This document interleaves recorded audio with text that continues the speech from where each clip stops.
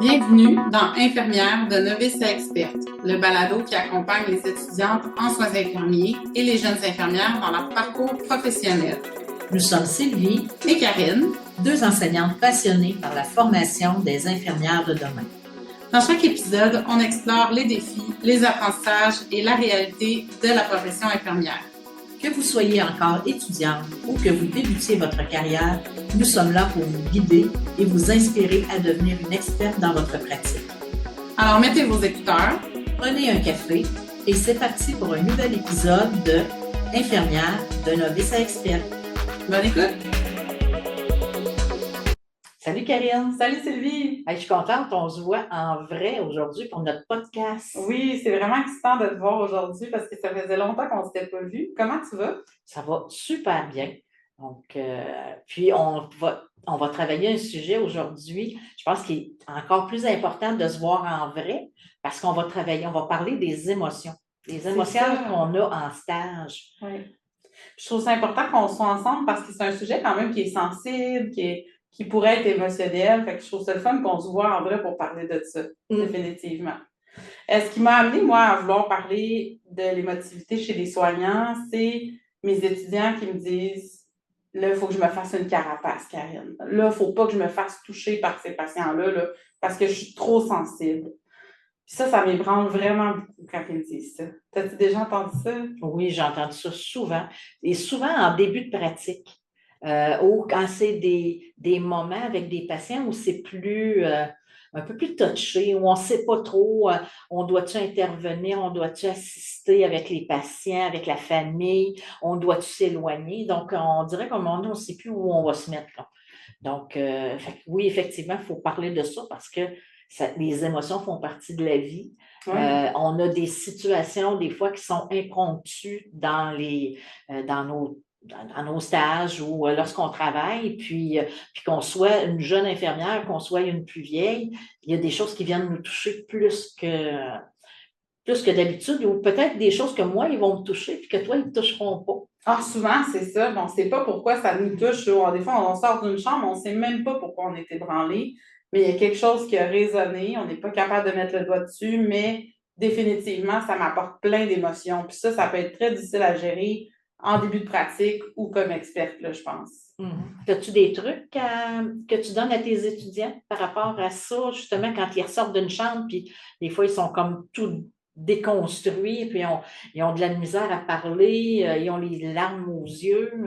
Bien, en premier, ce que je pense qu'il faut qu'on mette en relief aujourd'hui, c'est que c'est super normal de sentir ces émotions-là.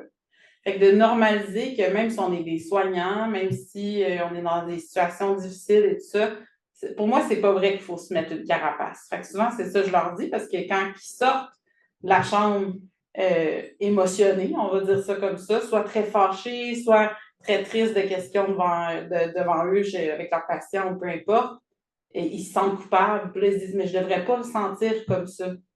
Puis ça, je pense que la première chose que je veux qu'on mette de l'avant, c'est que tu as le droit à peu importe quelle émotion que tu vis à ce moment-là auprès du patient.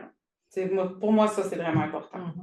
Mais des fois, quand on parle de carapace, ça peut aussi juste être mais je suis en train de faire quelque chose, je suis en train de faire un soin, je suis en train d'installer un médicament, un soluté. Il faut aussi que tu restes concentré sur la tâche. Donc, oui, les émotions vont venir, mais je pense que le fait aussi de se dire on se met une carapace, c'est dans l'action, parce que le patient a besoin. Donc, je suis en train d'intervenir auprès du patient, tout ça. J'essaie de le faire de façon professionnelle, sans nécessairement toujours démontrer nos émotions, mais c'est après qu'il faut dire « Oh, qu'est-ce qui est venu me toucher? Qu'est-ce qui s'est passé? » Parce que tout dépendant de la situation, il y a des fois où tu n'as pas le choix de, comme on dit des fois, de se mettre une carapace parce qu'on est en relation d'aide, on aide quelqu'un qui est vulnérable, qui a besoin. Donc, je dois l'écouter, je dois, oui, voir que ça me touche, que ça vient chercher quelque chose, mais je suis encore une professionnelle qui a besoin d'aider quelqu'un. Oui, dans le fond, il faut que les besoins du patient soient ma priorité et non pas l'émotion que je vis présentement. Fait que ça, c'est sûr qu'il faut tracer une ligne, peut-être plutôt qu'une carapace. Parce que la carapace, j'aime pas l'image de la tortue qui ça reste tout en dedans finalement, les émotions quand on se fait une carapace, puis après ça éclate.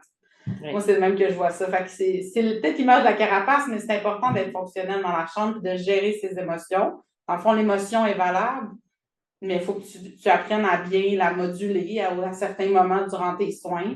Puis peut-être quand tu sors de la chambre, là, que tu puisses t'exprimer auprès de tes collègues ou des choses comme ça. Puis tout dépendant aussi du type d'émotion ou tout dépendant du contexte de soins.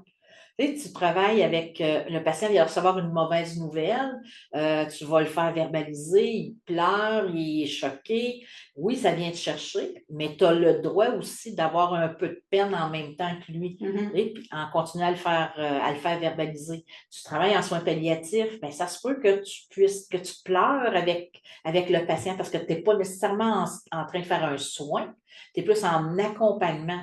Donc, c'est ton côté vulnérable de montrer que oui, tu n'es pas juste une infirmière qui donne des médicaments puis qui soulage le patient, mais de voir aussi que ça touche ce qui se passe avec la famille, surtout si tu les as accompagnés depuis longtemps.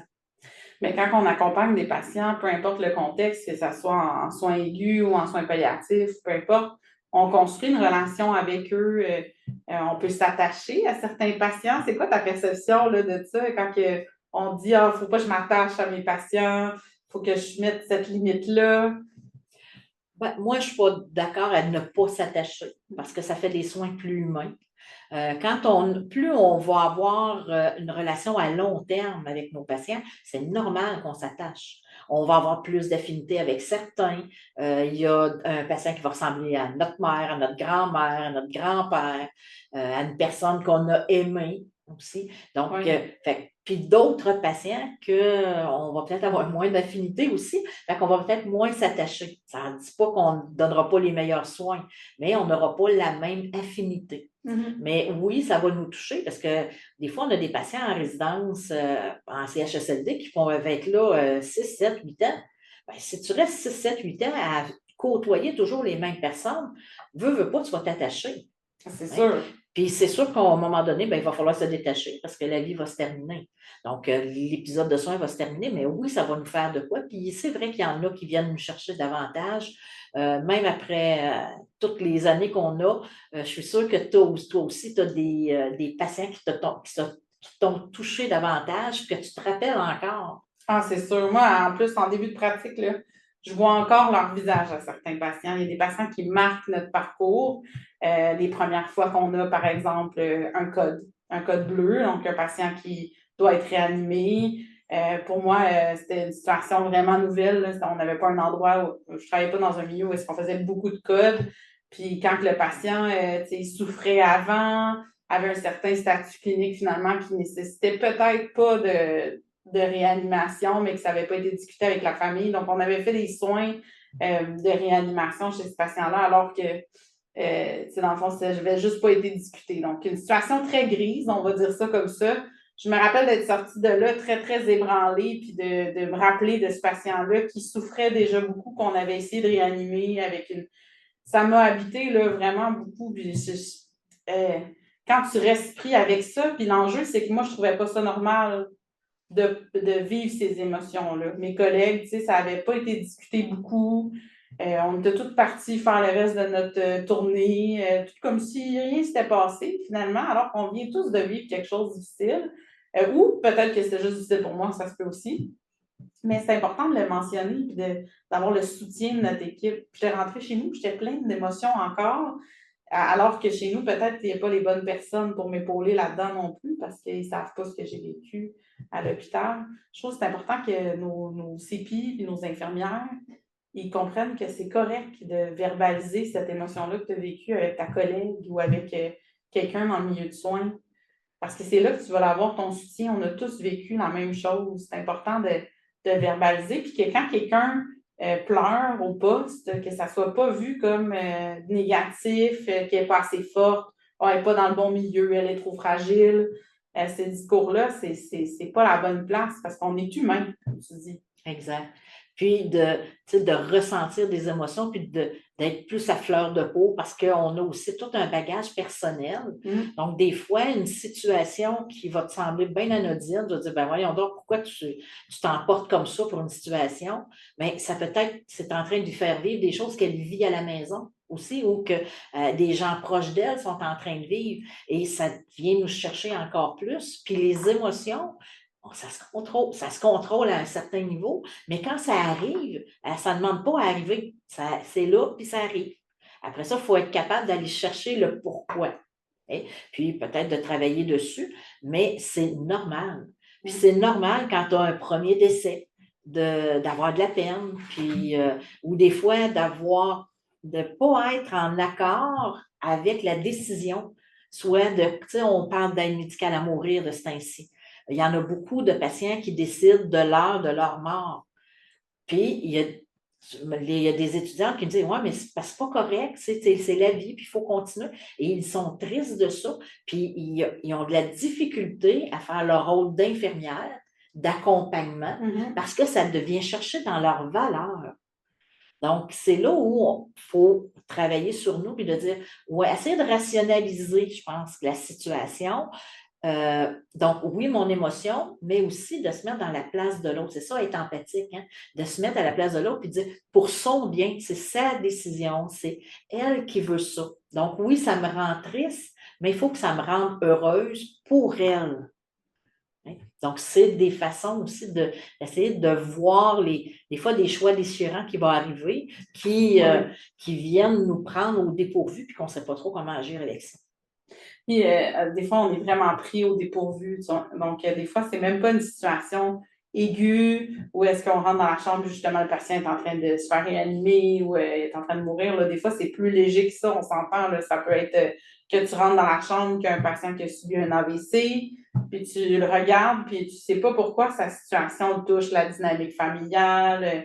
Peut-être qu'il ressemble, tu disais tantôt, à ton père. Tu sais, ben, mon Dieu, ça pourrait arriver à quelqu'un dans ma famille ou quelque chose comme ça. Puis des fois, c'est pas tangible. Mais puis là, on va on va être à fleur de peau toute la journée, mais on ne saura pas pourquoi. Je pense que de la réflexion après ça est vraiment importante. Fait que quand on finit notre corps de travail, d'avoir un petit rituel, de voir comment notre journée a été, de se demander si justement il y a des choses qui sont venues nous chercher. Il y en a qui vont faire du journal aussi. Là. Du journaling, oui. Exactement, je ne voulais pas le dire en anglais pour ne pas avoir mon petit accent. Mais oui, du journaling.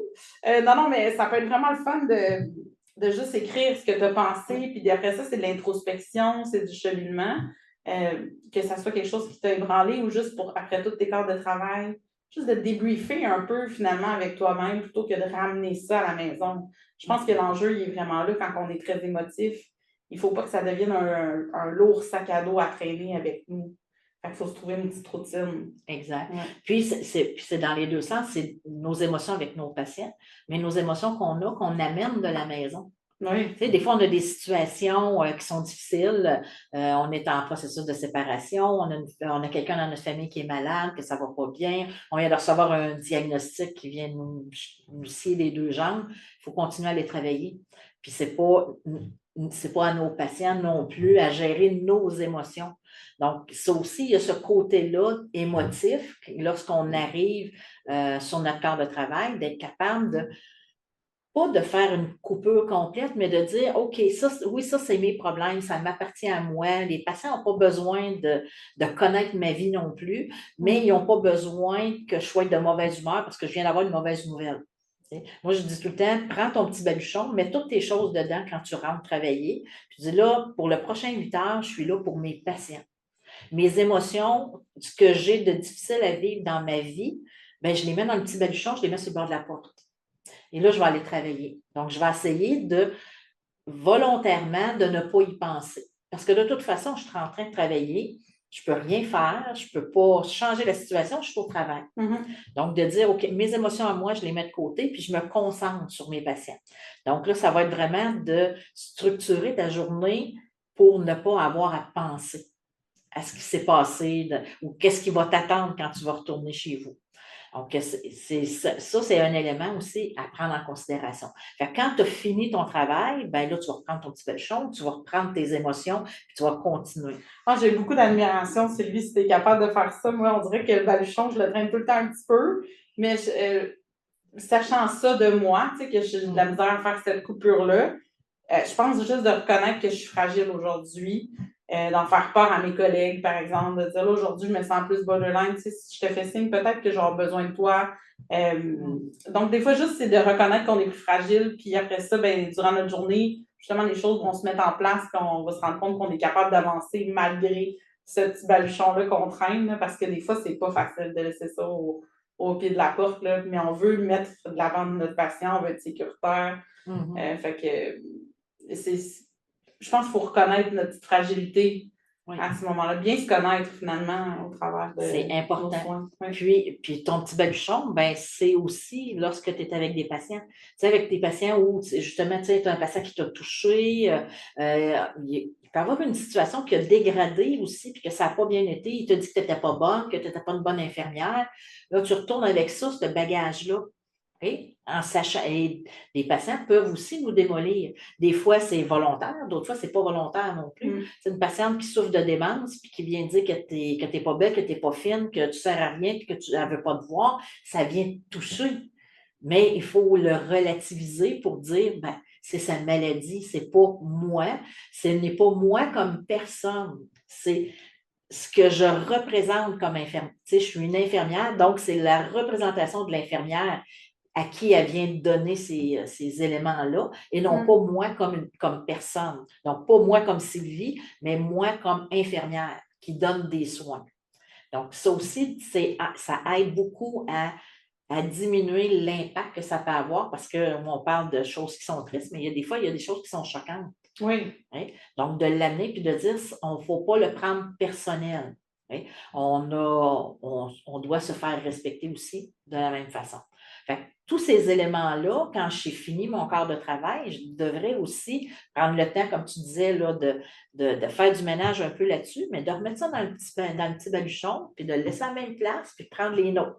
Fait que ce qui s'est passé au travail, on le laisse là. Parce que notre famille, quand on arrive chez nous, on n'a pas non plus à payer pour la mauvaise humeur ou la mauvaise journée que j'ai eue parce que j'ai géré plein d'émotions négatives puis que ça n'a vraiment pas bien été, que ce soit avec mes patients, que ce soit avec mes collègues, il s'est passé quelque chose, ça n'a pas bien été. Bien, il faut que j'apprenne aussi à me distancer de ça. Profiter de la maison comme un lieu de recul plutôt que de ramener ça. Tu sais, on dit de ne pas ramener le travail à la maison.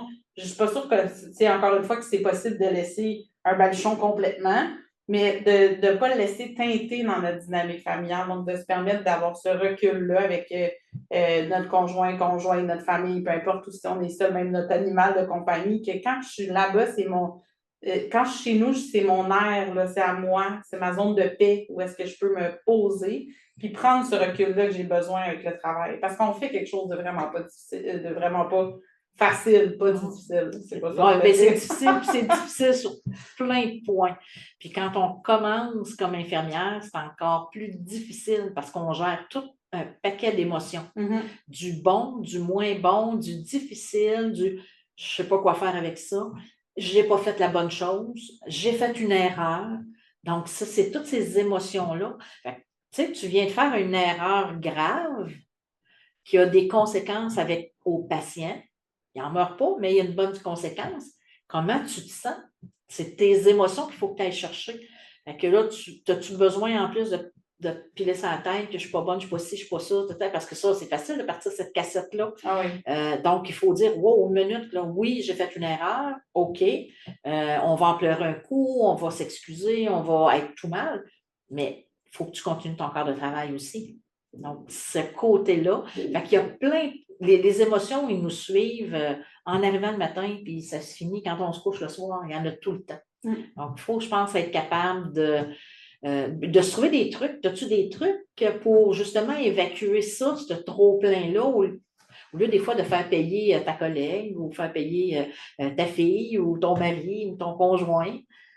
Mais tu l'as dit un peu, mais il faut se permettre, on peut pleurer un coup. Je pense que c'est correct de se permettre de vivre cette émotion-là au moment opportun. Donc, par exemple, si je suis dans la chambre, c'est peut-être pas le meilleur moment de me laisser envahir par l'émotion.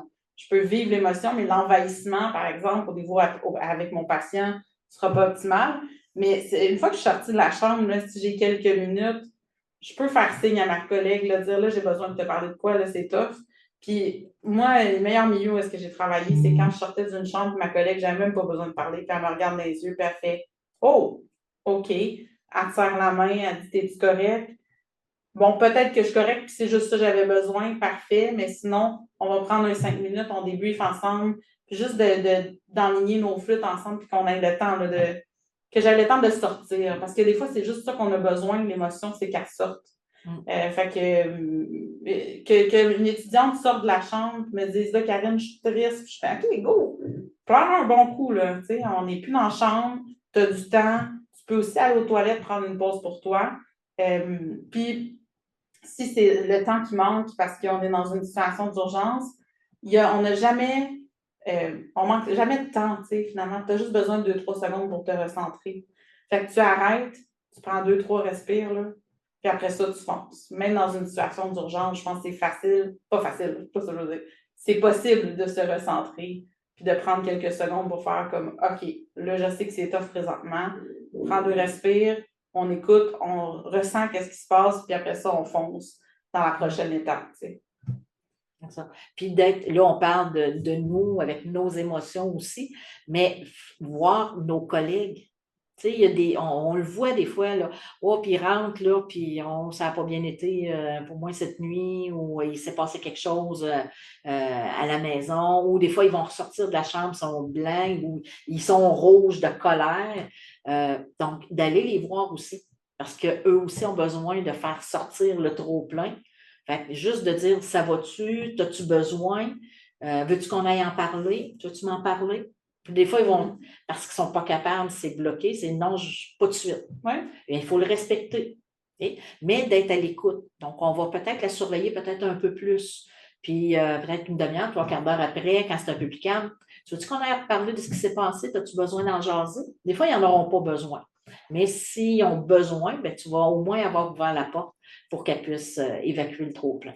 Ça, c'est une culture d'équipe. C'est quelque chose qui s'installe avec le temps, c'est en ayant des gens bienveillants autour qui montrent de la bienveillance envers une autre personne, que l'autre va avoir le goût d'être bienveillant aussi, puis que cet échange-là va se créer. Fait que, bien que je consciente que pas tous les milieux sont aussi ouverts sur leurs émotions comme qu'on souhaite aujourd'hui, là, ben, on peut être la personne qui demande en premier comment ça va, puis de ne pas faire semblant qu'on n'a pas vu le mal-être de l'autre, finalement.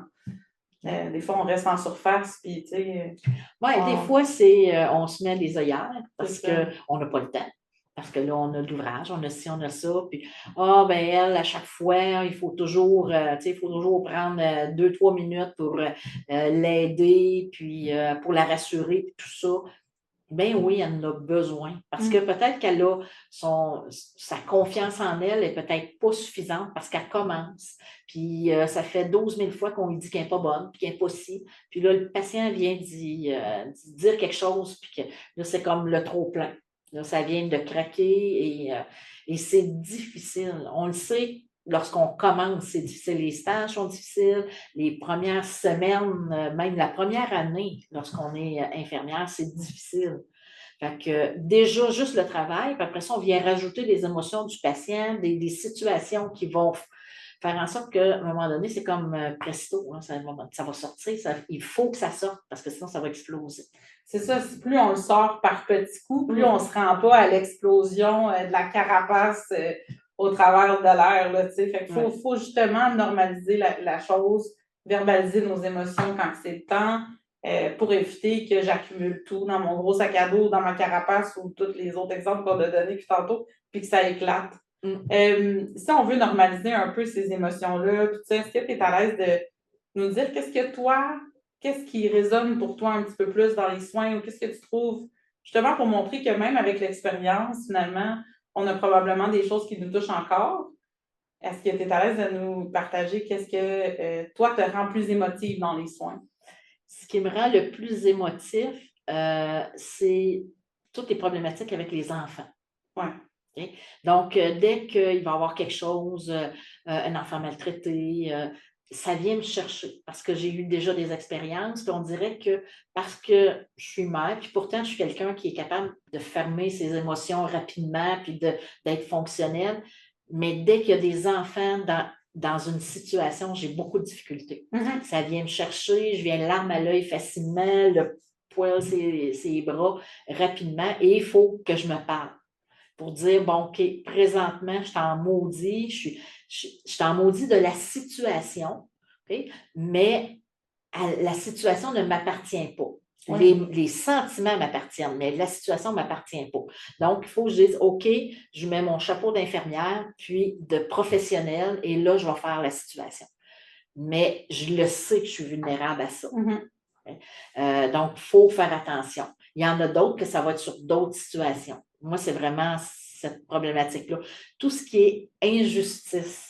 Ouais. Donc, ça fait partie de mon moi intérieur depuis des années. Moi, j'aime la justice dans la vie. Donc, quand il arrive quelque chose une situation avec un patient qui est la conséquence d'une injustice et que ça crée des problématiques, je ne sais pas, moi, un patient qui vient d'avoir un diagnostic de cancer, mais qui n'avait pas de médecin de famille, puis que ça fait 4 ans qu'il essaie d'avoir des examens de laboratoire parce qu'il sait que ça ne va pas.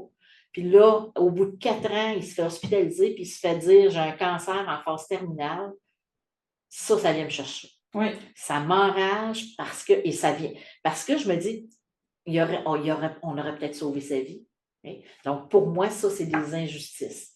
Et ça vient me chercher. Pourquoi ça vient me chercher? Pourtant, je n'ai pas eu de problématique avec les soins de santé, tout ça, mais parce que c'est injuste. C'est une valeur importante pour toi, finalement.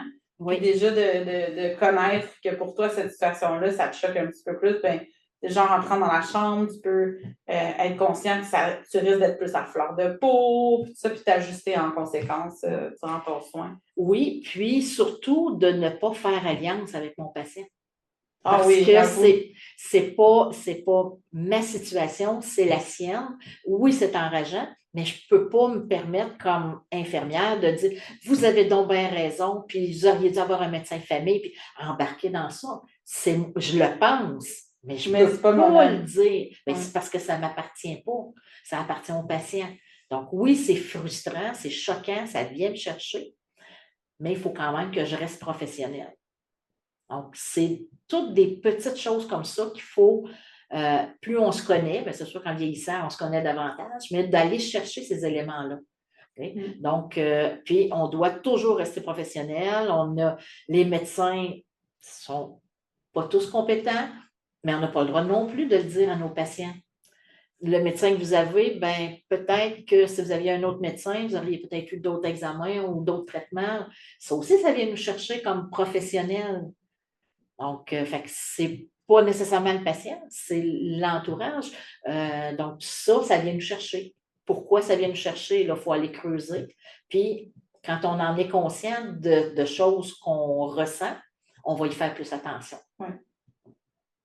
Comment?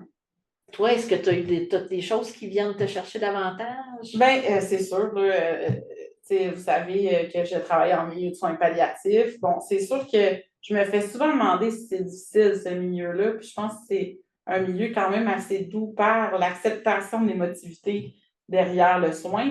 Mais donc, c'est pas les soins palliatifs que je trouve difficiles là-dedans. Mais ce que je pense qui vient plus me chercher, c'est quand les patients sont soit seuls, soit pas trop entourés, t'es jamais trop entouré, mais moi, j'ai une grande famille, tu sais. Fait que j'ai une famille qui est proche, qui est soudée, c'est serrée. Puis je sais que je suis privilégiée de l'avoir. Fait que qu'est-ce que je trouve très difficile, c'est quand j'ai des patients seuls à l'hôpital ou à la maison de soins, là. Quand ils sont seuls puis qu'ils n'ont pas de visiteurs, pour moi, je trouve ça, tu sais, mourir seul, par exemple, ça m'attriste énormément. Alors que pour certains patients, c'est vraiment correct. Mais pour moi, c'est quelque chose qui m'ébranle parce que je me dis, mon Dieu, moi, c'est vraiment pas quelque chose que je veux parce que j'ai tout mon réseau puis je sais que je suis chanceuse de l'avoir. Mais ça, je trouve ça difficile. Ça m'ébranle des fois de voir cette solitude-là puis l'anxiété qui embarque là-dedans. Des fois, tu ne peux pas créer le réseau autour du patient, là, il n'est juste pas là. Ça, c'est quelque chose qui m'ébranle beaucoup. Mais j'ai quand même accepté, puis ça, je pense que c'est quelque chose que j'ai cheminé avec le temps, c'est mon impuissance devant la situation des patients. Puis c'est un peu ce que tu disais, tu sais, cette situation-là ne nous appartient pas. Les gens, bon, si par exemple on est dans soins palliatifs avec du cancer ou même la solitude du patient, j'ai pas vraiment de pouvoir sur sa situation de vie, sur son parcours qu'il a fait, qu'aujourd'hui, il est devant moi, puis qu'il n'y a pas de réseau, par exemple, puis, ou qu'il y a un cancer, puis qu'il n'y aura pas de traitement. C'est pas moi qui gère toute la science du monde entier, puis qu'il n'y a pas de traitement encore pour ce cancer-là. Fait que d'accepter son impuissance devant ces situations-là, puis de se dire qu'après ça, nous, on fait notre maximum devant cette situation-là. On fait des soins complets, on s'assure que les soins sont proches de nos valeurs, donc justement, que dans tes soins, la justice, par exemple, est là, ou que l'humain, puis que moi, je suis présente dans la chambre. Donc, quand je finis mon corps de travail, je suis en cohérence avec mes valeurs. Pour moi, c'est la façon de réparer un peu ce sentiment d'impuissance-là, puis j'ai cheminé là-dedans. Je peux pas dire que c'est quelque chose que j'avais beaucoup en début de pratique, là. Tu sens vraiment l'injustice, puis justement, tu te sens impuissante. Là, plutôt que de me sentir impuissante, j'accepte cette impuissance-là. Puis ça, je pense que c'est un discours puis intérieur. Des fois, il faut juste moduler notre phrase puis la modifier, là. On dit une phrase, puis là, on se rend compte que finalement, je n'ai pas vraiment de pouvoir là-dessus, mais il faut juste la modifier avec des mots positifs puis dans lesquels tu te sens mieux, là. Effectivement. Puis oui, on est impuissant dans des situations, mais on a quand même un rôle à jouer. Peut-être juste dans l'écoute ou puis tu sais, de donner encore pas des meilleurs soins parce qu'on donne toujours les meilleurs soins, mais d'être encore plus attentif, puis de voir aussi l'émotion ou la colère de nos patients.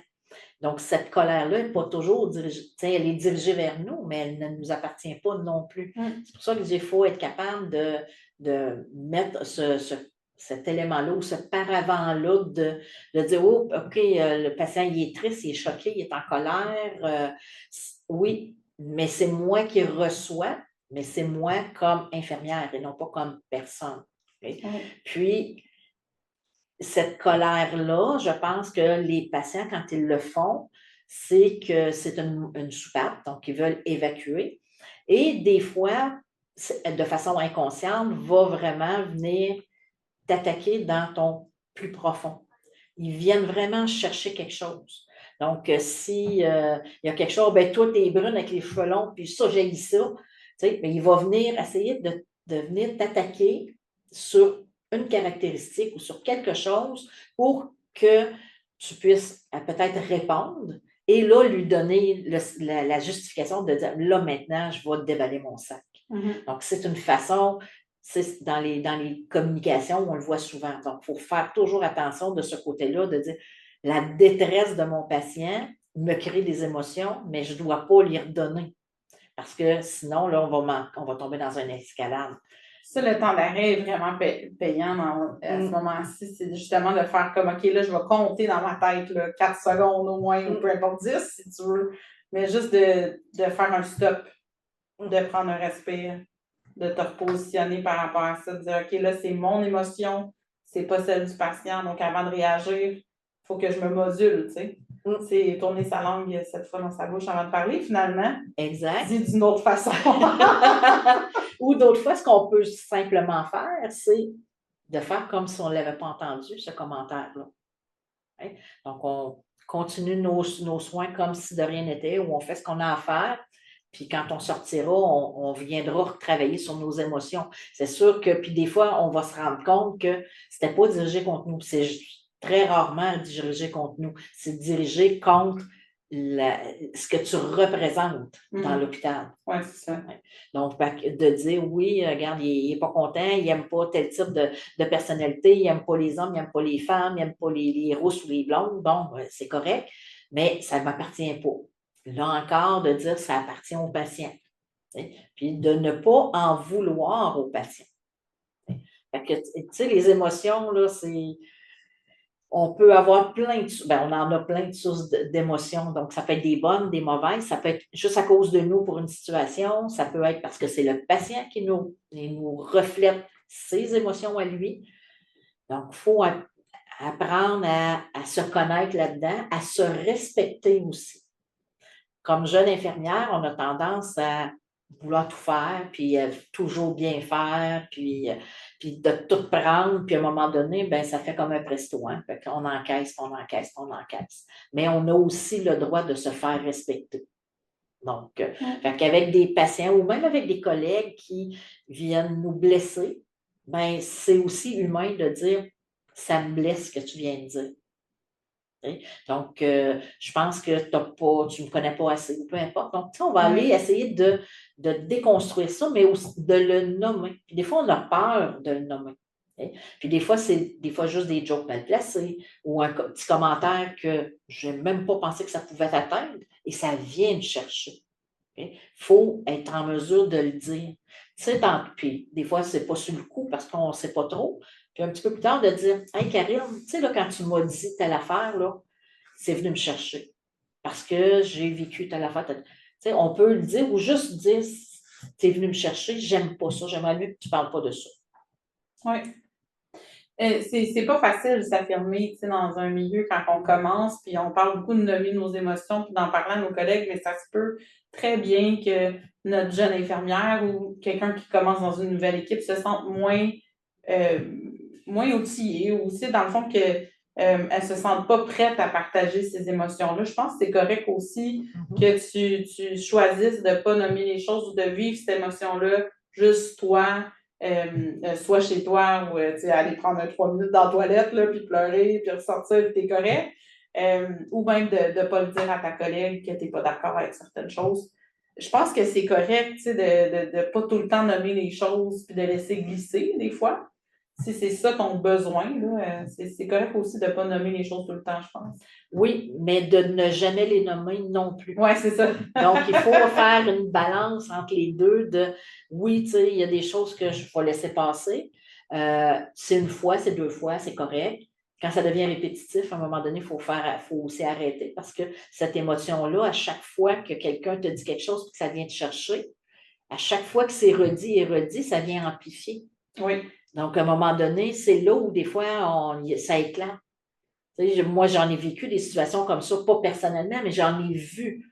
Une infirmière qui ne parle pas trop, puis il y a toujours des petits commentaires, un petit ci, un petit ça, puis elle ne dit jamais rien, toujours le sourire, puis à un moment donné, du jour au lendemain, paf, tout sort. C'est comme mes 2 gars, finalement, quand ils chicanent, il y en a un qui parle jamais vraiment beaucoup, puis l'autre qui le gosse, qui le gosse, qui le gosse, qui le gosse, qui le gosse, puis finalement, c'est lui qui éclate, puis qui se fait chicaner par la suite parce qu'il a éclaté devant son frère, puis il a donné un coup, peu importe, là, c'est des enfants, mais et après ça, c'est lui que je vais rencontrer dans mon bureau, puis dire, voyons, c'est quoi cet éclat-là, finalement, si j'étais infirmière-chef, des fois, ces comportements-là d'éclatement peuvent être moins bien perçus, là.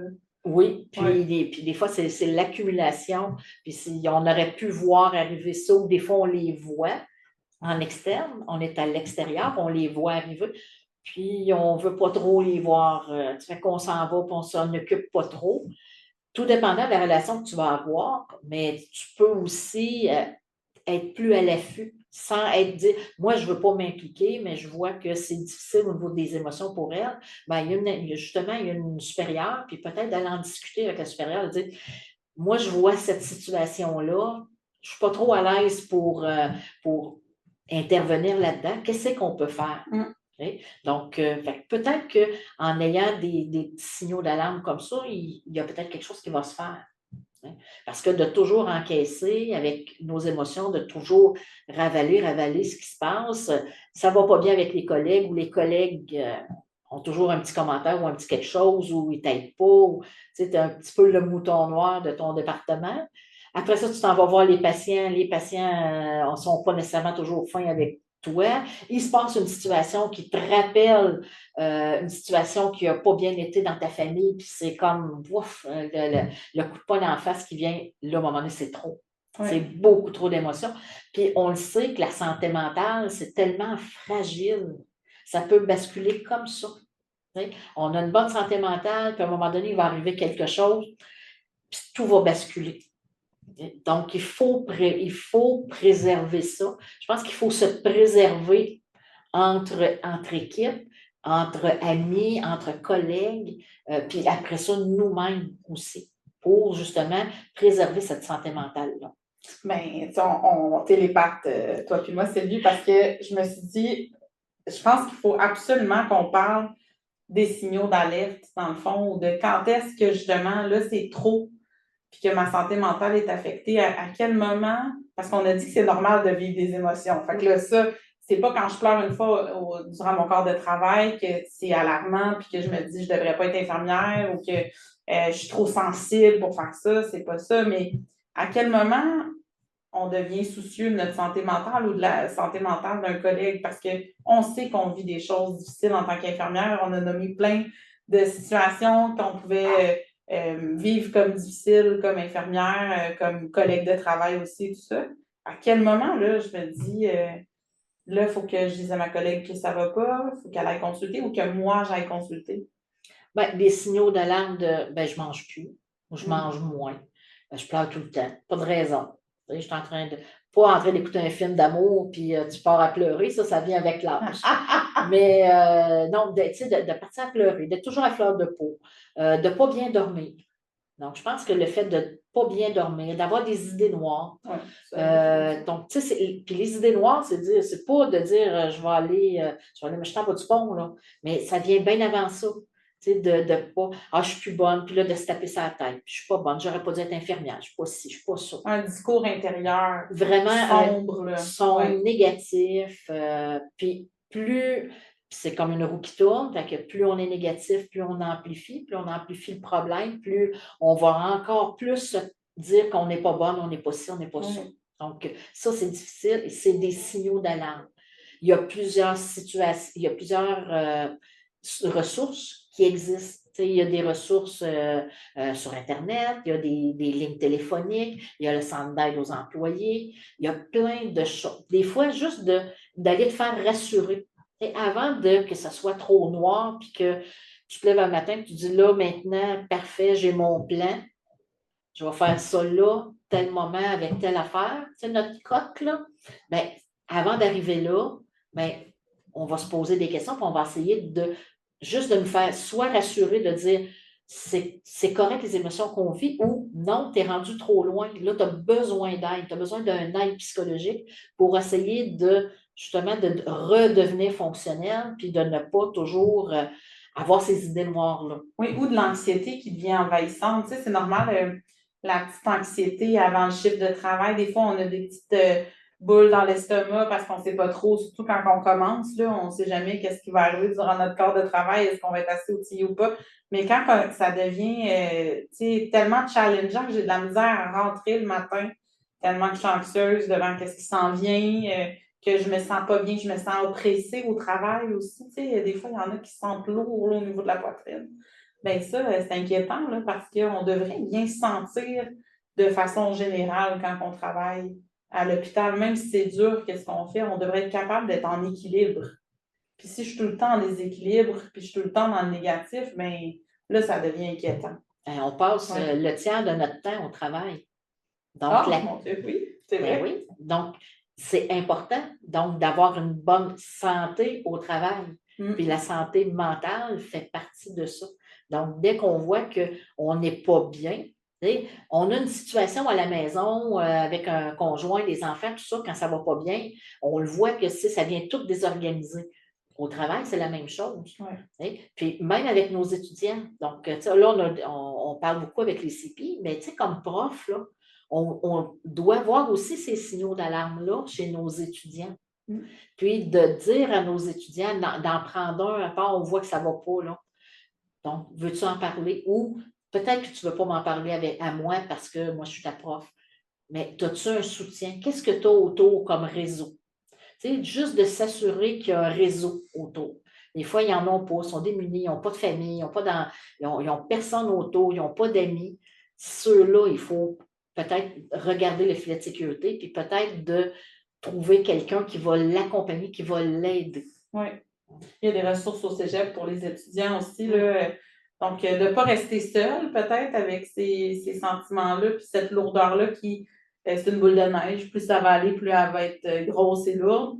Dans le milieu, là, on a parlé des ressources officielles, mais je pense que nos stagiaires comme nos CPI, il va toujours avoir quelqu'un vers qui ils se retournent un petit peu plus.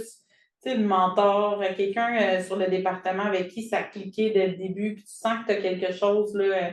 N'hésite pas à aller voir ces personnes-là puis à dire que toi, tu trouves ça difficile présentement puis à demander de l'aide. parce que c'est pas normal de se sentir lourd comme ça. Non. On devrait se sentir généralement bien quand on rentre travailler. Puis sur les réseaux sociaux, tu sais, on voit souvent justement des infirmières fatiguées, les cernes jusqu'ici. Tu sais, c'est de l'humoristique, mais ça reste que c'est inquiétant. Ça devrait pas être juste ça, notre profession, tu sais, être fatigué puis trouver ça lourd, trouver ça difficile. Je pense qu'on fait des super belles choses. Puis si on n'est plus capable de voir les belles choses qu'on fait comme infirmière, bien là, il faut demander de l'aide. Vraiment.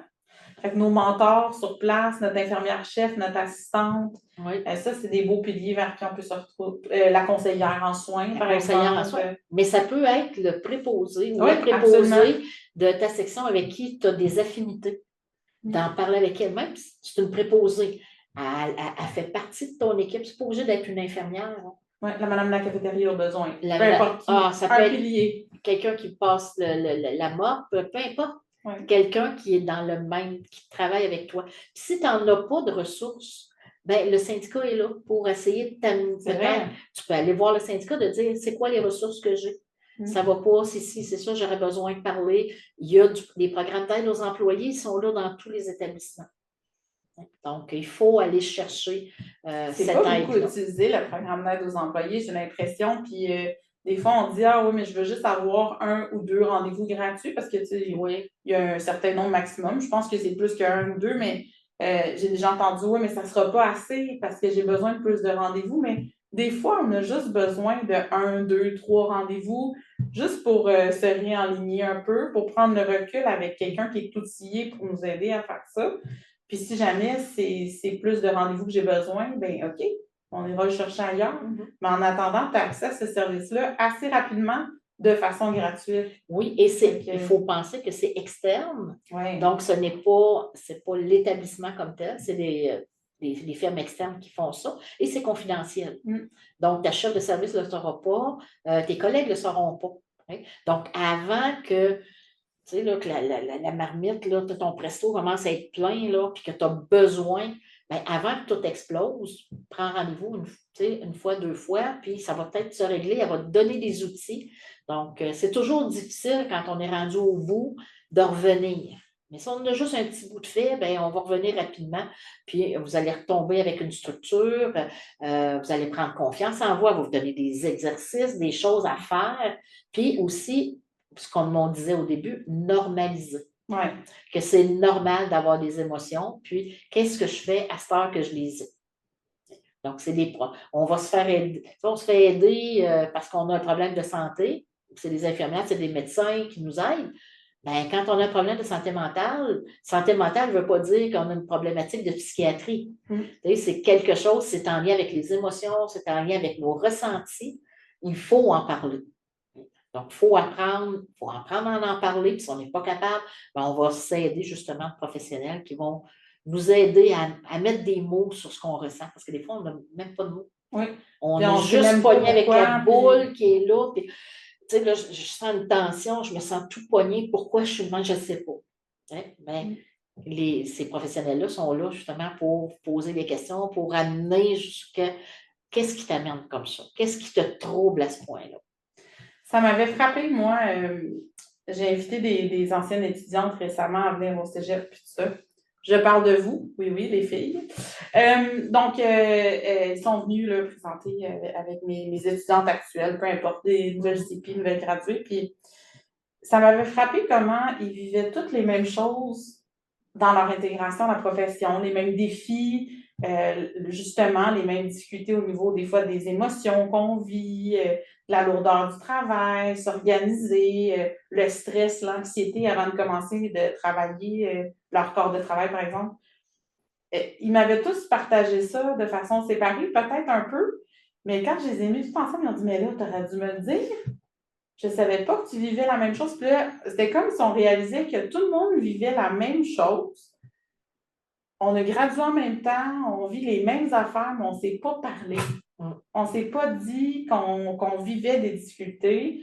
Puis même une fois avec mes étudiants en stage à l'international, tu sais, on va rayonner, on va dire qu'on vit des belles choses, mais c'est tough aussi ces stages-là. Puis on vit des émotions fortes, on les vit toutes séparées. Puis là, s'il n'y a pas personne qui nous met toutes ensemble pour s'en discuter, mais on va vivre nos difficultés séparément. Alors que juste le fait de voir que je ne suis pas toute seule de vivre ces difficultés-là puis ces défis-là, juste ça va m'aider à me sentir bien. Parce qu'on ne se sent pas normal. On se sent faible, on se sent vulnérable, on se sent fragilisé. Puis des fois aussi dans le discours à l'hôpital, on peut entendre ça. T'es trop émotionné là, pour travailler en tel département. Fait qu'on ne se sent pas assez fort. Mais dans le fond, on vit la même chose que tout le monde vit probablement. Puis juste d'en parler à quelqu'un de confiance, ça peut nous faire sentir mieux. Ouais. Ça m'avait vraiment impressionné comment puis c'est la même chose au travail, peu importe. On vit nos choses séparées, mais quand on prend le temps de partager ce qu'on vit, on fait, mais je ne suis pas tout seul. Moi, là-dedans, finalement, il y a plein d'autres mondes qui vivent la même chose que moi. Exact. Ben, les cellules de crise sont faites comme ça. Quand il arrive un gros événement majeur, tout de suite, il va y avoir quelqu'un qui va dire si vous avez besoin d'en parler. Puis, pour que ça, oui, ça peut venir te toucher, tes émotions. Et ils disent venez en parler parce que c'est important. Oui. Donc, d'avoir ces cellules-là, donc oui, justement, des réseaux d'amis, les filles avec qui tu as été en stage, d'essayer ton réseau professionnel, mettons qu'on pourrait dire, de voir est-ce que d'en appeler une, de dire moi, là, je vis ça dans mon milieu, toi, ça t'arrive-tu? Qu'est-ce que tu as? Ah non, moi, ça va bien. C'est quoi tes trucs? Comment ça fonctionne? D'aller aussi chercher pas cette expertise-là, mais de voir qu'ailleurs, des fois, c'est pareil, des fois, c'est différent aussi.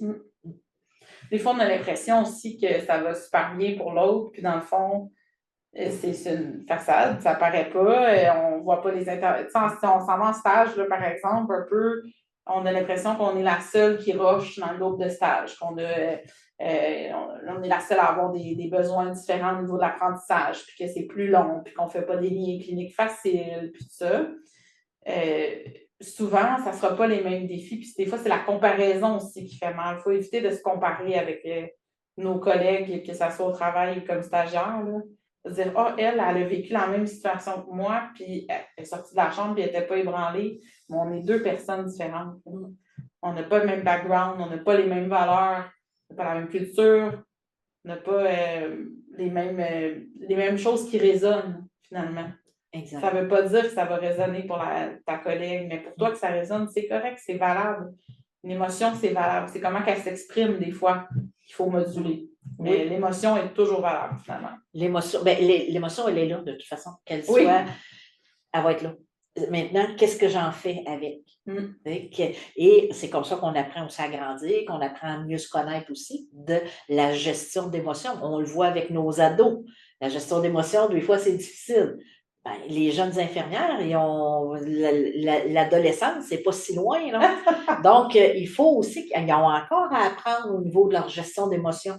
Puis des fois, de lâcher prise sur certaines situations qui viennent nous chercher, de dire, faut que j'apprenne à travailler ça. Pourquoi ça vient me chercher plus que d'autres choses? C'est ce qu'on disait au début. Okay? Donc, puis plus on apprend à se connaître, plus on ne cache pas ça en arrière du tapis pour dire non, je m'en occuperai plus tard. Plus tu vas le cacher, ça va revenir d'une façon ou d'une autre. Donc, puis des fois, ça ne revient pas nécessairement de la façon qu'on veut, puis au moment où on veut que ça revienne. Donc, il faut y aller au jour le jour, puis de voir, c'est sûr que les émotions, dans le fond, c'est la vie, parce qu'on a le privilège d'avoir des émotions parce qu'on est en vie. Oui. Donc, mais il faut garder et préserver notre santé mentale beaucoup, surtout en début de carrière. Donc, de faire attention à nos collègues également, mais surtout de faire attention à nous, parce que, comme j'ai toujours dit à mes enfants, la personne la plus importante dans ta vie, c'est toi. Donc, il faut que tu sois bien pour donner des bons soins. Il faut que tu sois bien pour avoir une belle vie avec ta famille, avec tes amis. Donc, mais il faut que tu prennes soin de toi là-dedans. Souvent, on est très bon pour prendre soin des autres. C'est pour ça qu'on s'en va être infirmière. C'est parce qu'on a beaucoup de bienveillance, d'humanité, de chaleur humaine. Donc, on s'en va soigner les autres. Mais on est souvent beaucoup plus difficile envers nous-mêmes. On n'a pas le même discours bienveillant qu'on a envers les autres. Donc, ça, il faut être à l'affût un peu de notre discours intérieur. Puis justement, prendre soin de nous, c'est super important. De se donner la même bienveillance qu'on donne aux autres à nous-mêmes, finalement. Puis si tu avais un dernier conseil à donner avant qu'on se quitte. Ah, je pense que c'était ça. Ah oui? Donc, c'est la bienveillance envers nous-mêmes. Je pense que c'est une belle conclusion. Je pense que justement, de se donner d'être clément envers nous, d'accepter nos émotions comme elles sont, puis de ne pas se juger plus difficilement qu'une autre personne. Tu sais, on est souvent plus difficile envers nous. Donc, d'être bienveillant, c'est un mot qu'on utilise souvent, mais pour moi, il est vraiment ancré dans ce que je fais comme prof, comme infirmière, puis comme mère de famille, amie, tout ça. C'est partout. Fait que je trouve ça important qu'on l'aille autant envers nous-mêmes. Ouais. Puis ça va avec les émotions après. Tu sais. Exact. Puis pour d'autres qui ont le côté plus rationnel, qui sont peut-être capables de mettre le baluchon plus sur le bord de la porte, d'être à l'écoute puis de voir les autres aussi. Ouais. De voir la détresse qu'il peut avoir, petite ou grande, mais d'être capable de la voir puis d'aller aussi vers ces personnes-là, qui des fois ont personne. Là. Donc de voir ça, puis le travail est tellement difficile, la charge de travail, on le voit là, de plus en plus, c'est difficile. Si on est juste bienveillant entre nous, il me semble que la tâche va être beaucoup plus simple. Merci Sylvie pour ce beau balado-là. Je trouve que c'est un thème qui est quand même plus large puis moins concret que d'habitude, mais qui a toute son importance pour nos infirmières en début de pratique. Oui, puis que nos émotions, on va les vivre, puis on va en vivre à tous les jours. Aussi bien qu'on se dedans.